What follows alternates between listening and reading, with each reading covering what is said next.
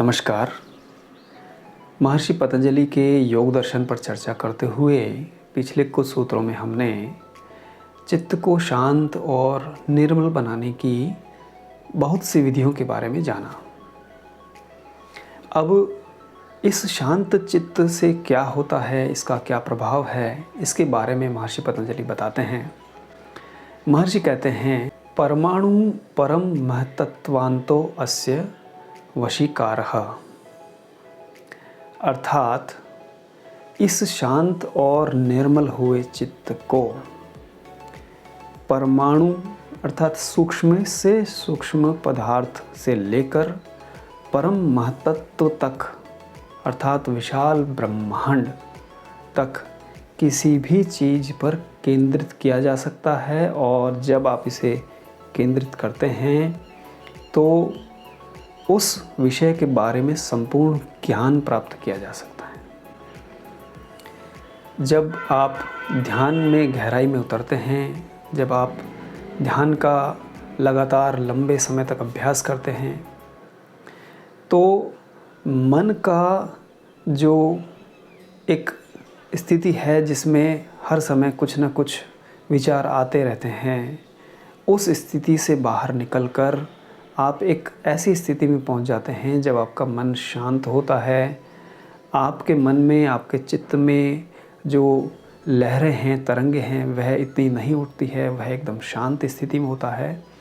और तब आपका चित्त इतना सूक्ष्म और तीक्ष्ण हो जाता है कि उसे आप किसी भी वस्तु पर अगर केंद्रित करें, अगर आप अपना फोकस किसी भी एक विषय पर लगाएं, तो उसके बारे में ध्यान की उस स्थिति में आप संपूर्ण ज्ञान प्राप्त कर सकते हैं।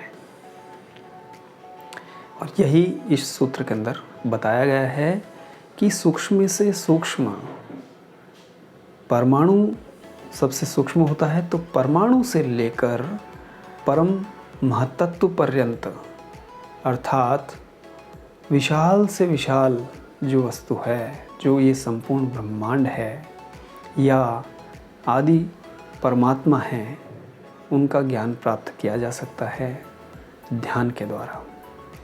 तो मन को शांत करने के बाद में यह जो स्थिति आती है, जब चित्त पूरी तरह से शांत हो जाता है, तो वह एक स्टेज है, वह एक स्थिति है जहाँ से साधक दो मार्ग में से कोई एक मार्ग निश्चित कर सकता है।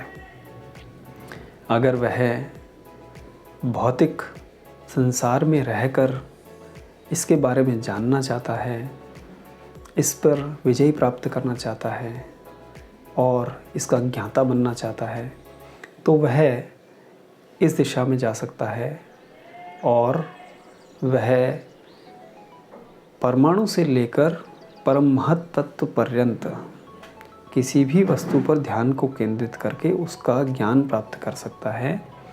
तो कह सकते हैं कि वह विज्ञान की दिशा में आगे बढ़ सकता है, ज्ञान और विज्ञान को अपना बहुत ज़्यादा विकसित कर सकता है।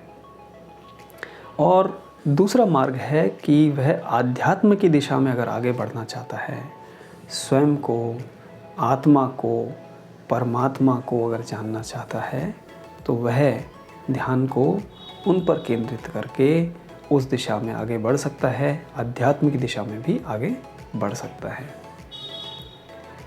तो आशा करता हूँ कि आपको यह सूत्र अच्छे से समझ में आ गया है। मिलते हैं अगले वीडियो में, जब हम पतंजलि योग दर्शन पर और भी बहुत से सूत्र हैं, बहुत ज्ञान का एक खजाना है जिसके अंदर ध्यान से संबंधित, योग से संबंधित संपूर्ण चीज़ों को, सारे ज्ञान को मिला के महर्षि पतंजलि ने एक बहुत ही सरल और छोटे से शास्त्र में, बहुत ही कोडिफाइड लैंग्वेज में, छोटे छोटे सूत्रों में पिरो के हमें प्रदान किया है। तो इसका लाभ हम अवश्य उठाएंगे और अगले सूत्रों के बारे में हम और विस्तार से आने वाले वीडियोस में जानेंगे। तब तक के लिए धन्यवाद।